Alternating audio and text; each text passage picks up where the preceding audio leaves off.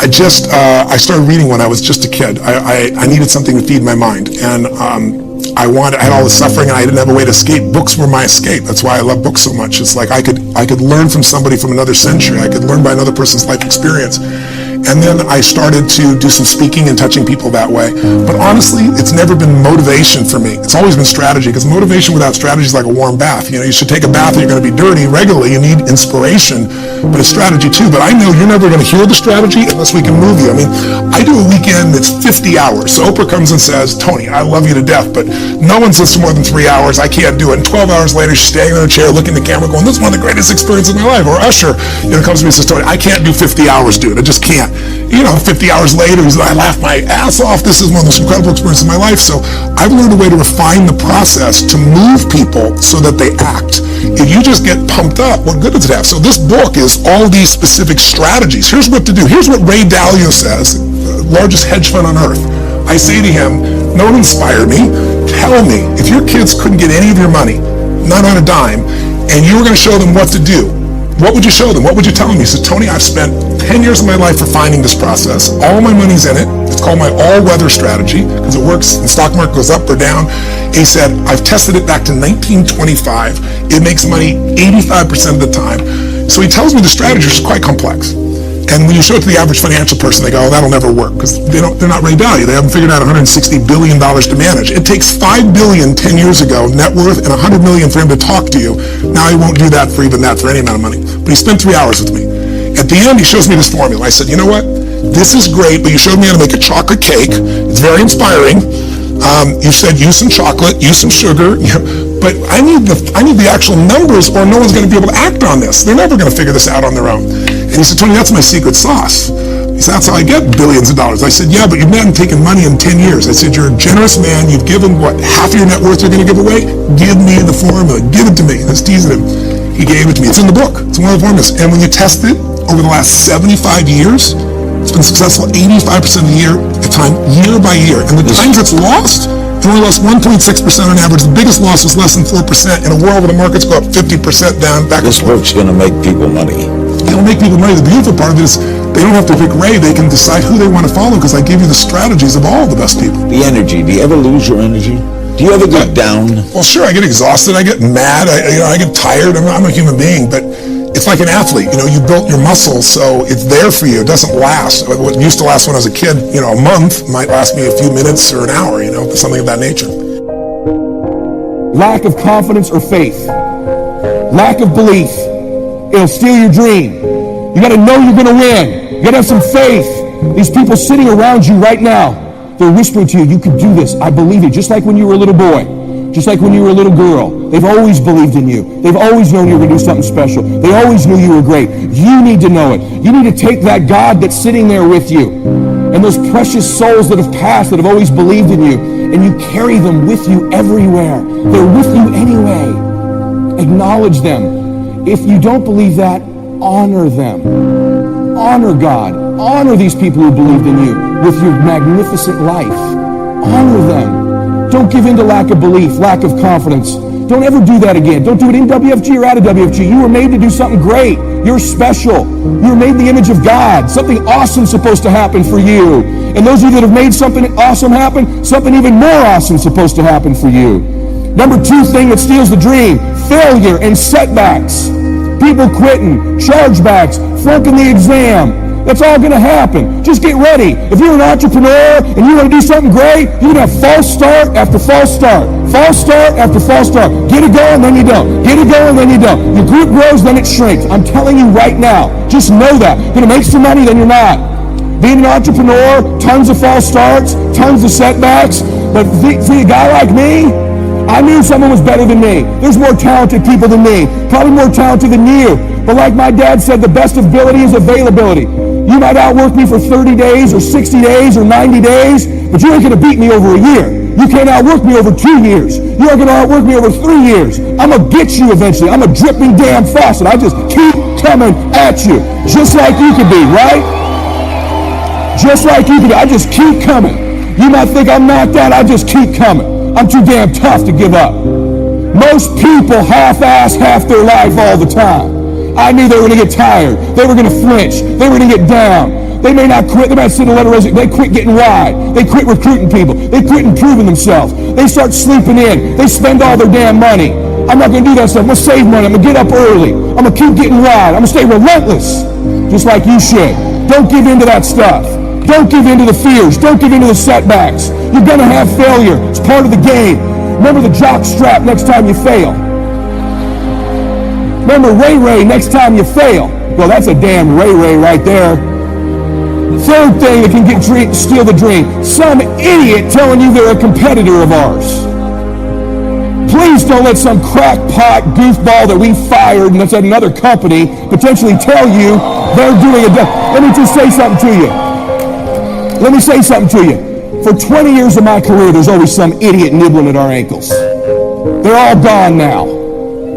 Just many of them far more qualified than a couple goobers out there right now, trust me. I will never forget what my father said to me, because he looked at me with the most serious but calm tone of voice, and he looked me directly in my eyes, and he said, my son, he's never going to be the most gifted. He will never be the most talented. He will never probably be the most qualified. There will always be people in his life that are more gifted, more talented, and more qualified. But I need my son at a young age to know he doesn't need to compare himself to anybody. I don't care how gifted and talented and qualified everybody else is. Hard work works, and hard work can outwork gifted and talented and qualified people. I need my son to understand, as he's chasing his dreams and his goals, there's always going to be adversity and objects and obstacles keeping him from reaching the goals in his life. I need my son to be able to see the problem, identify the problem, and solve the problem. Giving up won't be in his mouth. It doesn't matter what he has or what he doesn't have. It doesn't matter where he comes from or he doesn't come from. My son will not have I quit in his mouth.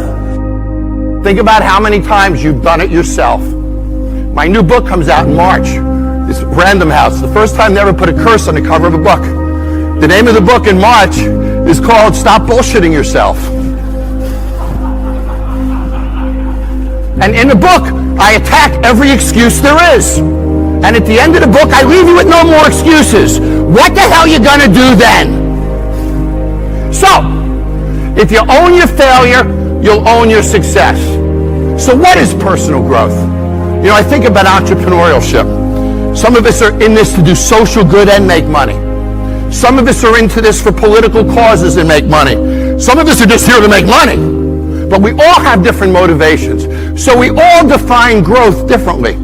Sometimes it's social to me. It could be personal. It could be financial. It could be a bigger house, a bigger car. Whatever it is, we all define it differently. But what is common about growth? If you do tomorrow what you did today, you will get tomorrow what you got today. Benjamin Franklin. That is the definition of not growing, isn't it? If you do tomorrow what you did today, you didn't grow, did you? Then you get tomorrow what you got today. You didn't grow, did you? So, there it is. If you do it the same tomorrow, there's no growth. If you attain the same result tomorrow, there's no growth. So how do we get better? Every day, every hour. How do we find those resources? How do we find the energy, the knowledge to do that? That's what I want to talk about. So I want to change your mindset. Insanity, you've seen this before, is doing the same thing again and again, expecting a different result. You know, years ago, I used to own 17 restaurants and bars in a bunch of states.